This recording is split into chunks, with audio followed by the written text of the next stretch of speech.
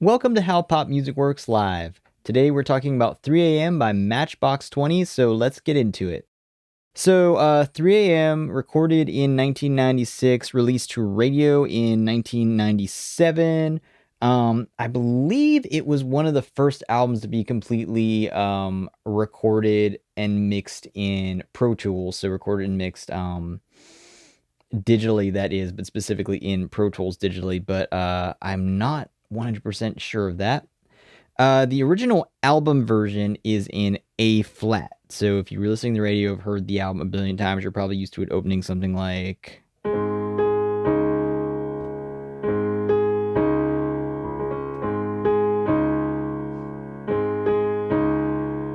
However, every live version of the song I've ever heard, as well as Rob Thomas's piano and acoustic versions, are all in G. The song doesn't sound like they sped it up in the studio, but either way, they recorded it in A flat in the studio or mixed and released it in A flat, and they've never performed it that way since. So we will be talking about the song in G today.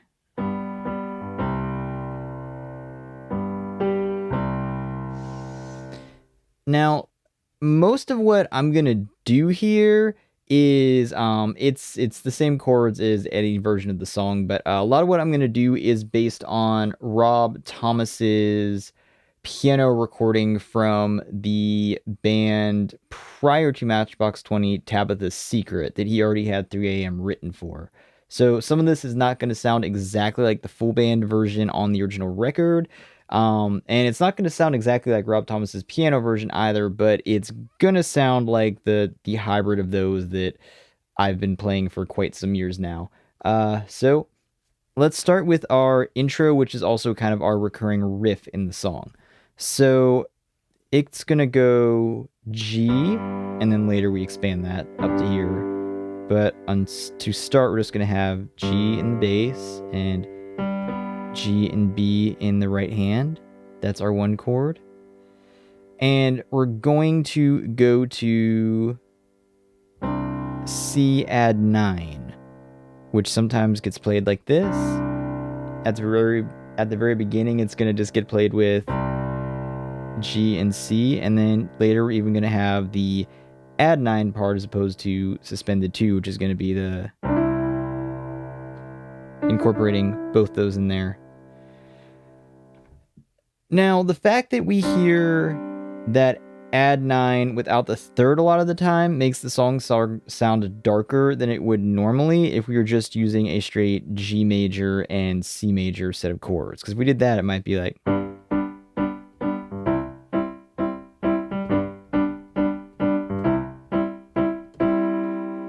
But just starting with that riff, just because we go.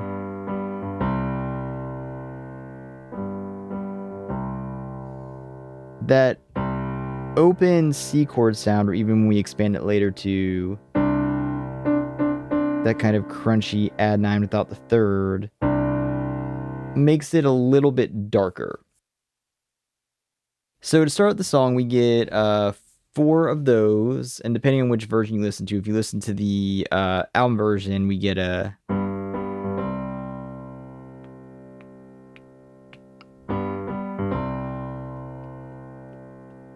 Then. Again, we're going to kind of go with the piano version here because I think both versions are great, just I'm more used to playing the piano one. So the piano one doesn't have the longer gaps, and doesn't have the section with the shorter gaps in there. It just goes 1, 2, 3, 4. So we had 4 bars of our intro riff there, and we go straight into the first chord of the verse, which is D, our 5 chord.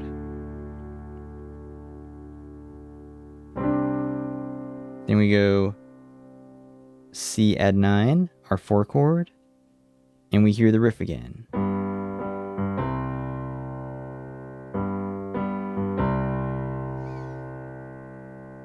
And with that, we have the melody comes in, which is, She said it's cold outside. She hands me my raincoat.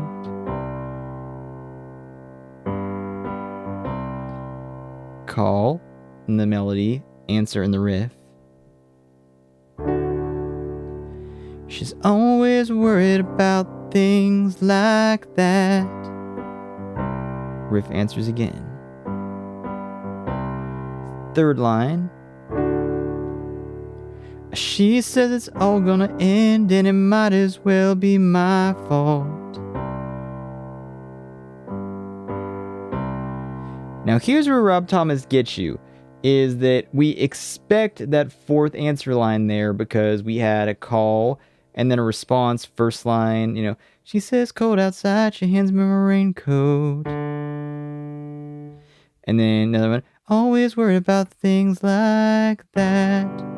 Resolves nicely. So the listener is expecting that the fourth time, but we don't get that. After only 3 lines, we're expecting to go into the fourth one.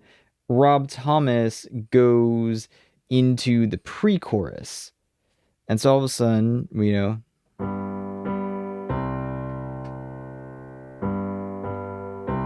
here we go. And she only sleeps when it's raining. And she screams, and her voice is straining, she says. Okay, now there we have longer chords. And the key thing is we have longer notes in the vocal melody.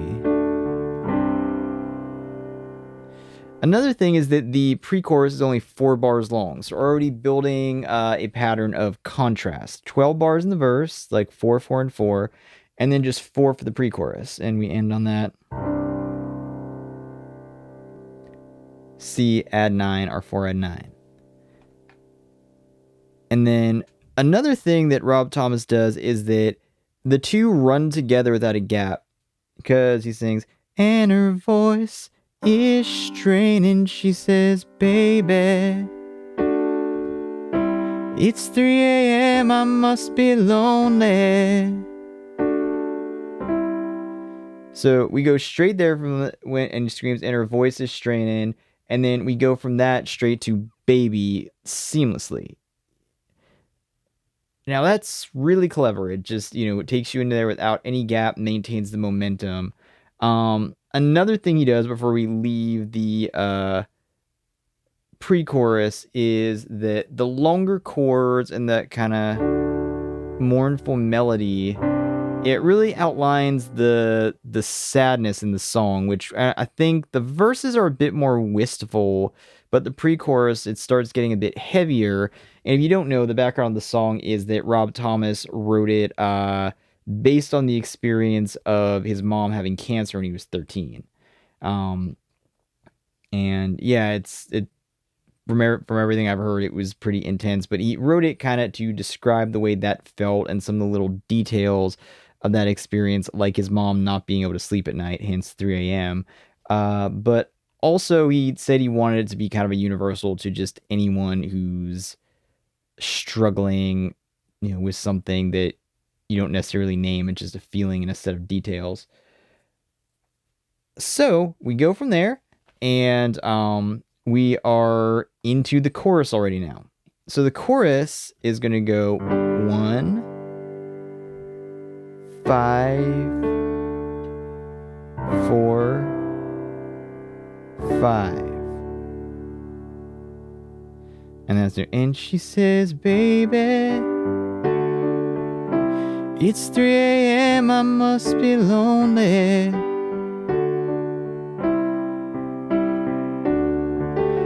Baby, see, I can't help but be scared of. Okay, so we'll come back to that. So already here, we're rising because the verse and the pre-chorus are based on this D, or this B as our kind of high point.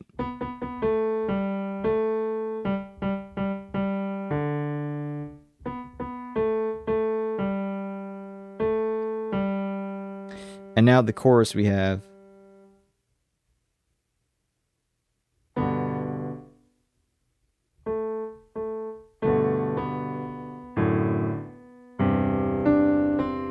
Actually, no, it's not D, it's a C. Sorry, my bad. It's a C.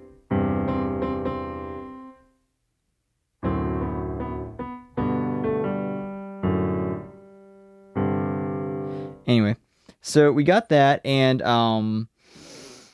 again, just raises the intensity a little bit, raising the range of the vocal from the verse into the chorus is a way of ratcheting up the intensity without having to necessarily do any kinds of like crazy high notes and pyrotechnics. Like just a little bit makes a big difference. So as we were, she says, baby, it's 3 a.m. I must be lonely. She says, baby, see, I can't help but be scared of. Okay, so baby, it's 3 a.m. I must be lonely. Baby. And we expect a response from, we had baby line, to have that second line response. But instead, we have a new line. We go up to E minor, one of those rare minor chords we alluded to. 5, 4. And the melody of that lines up with the chords. I can't help but be scared of it all sometimes, and the rain's gonna wash away. I believe this. The chorus is 8 bars, just like 1, 2, 3, 4, 1,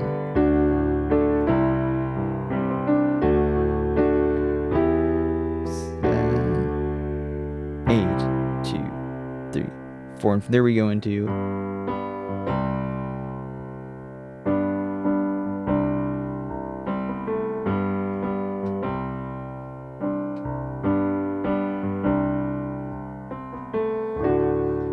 riff, 4 repetitions of that again, then back into the start of our verse. This is a good time to mention that almost every line in this song is hooky or catchy in some way. And that's not an accident. I know there's an early-ish interview with the band from a guitar magazine I have from ages ago. I probably still have it somewhere. Where someone else in the band said that Rob Thomas practically breathes hooks. Just like everything he does, everything he does in relation to a song comes out, and there's a hook here, and there's a hook here, and there's a hook there. And that's not what they actually said, but it's the version I'm comfortable saying here. And really, like, that's the whole song. There's only a couple details that are different from that, but right there we have our form. We have our riff, we have our 12-bar verse, we have our 4-bar pre-chorus, and we have our chorus, that little surprise ending with the minor 6 chord E minor, and then back to there. But that said, there are a couple little differences as in the back half of the song.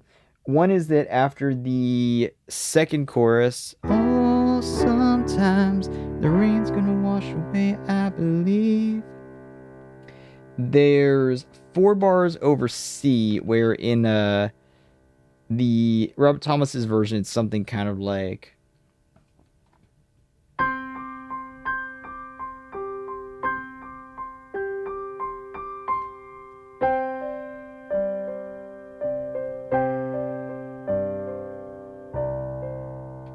just something like that, or just like,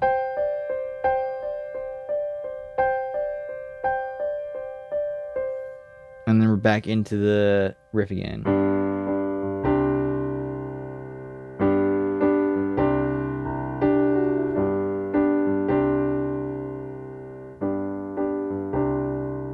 And we go through the verse again, so we start the verse, that she believes that life ain't made up of all that she used to.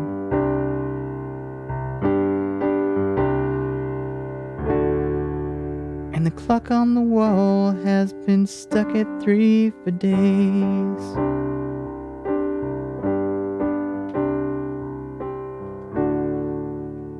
She thinks that happiness is a mat that sits on her doorway. But then he surprised you because he had, okay, you're expecting the pre-chorus, which already surprised you. Well, no, he's going to throw you a curveball. It replaces his original curveball. He's going to do this thing. He's going to do a bar of 5, but outside it stops raining. Yeah, and she says, baby.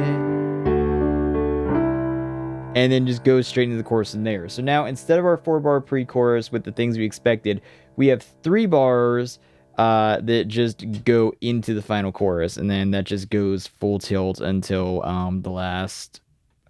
Oh, sometimes when the rain's gonna wash away, I believe this. Another chorus. Which Rob Thomas, I've never played exactly like he does on that last bit, plays something like,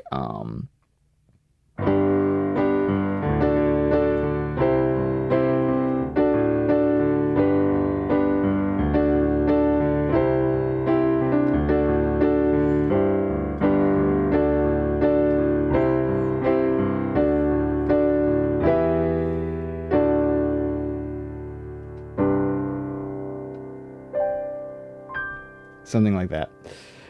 It's a lot. It's a bit cooler and more dramatic than the end of the full band recording, where they just keep kind of cooking along. But yeah, just those little surprises. They're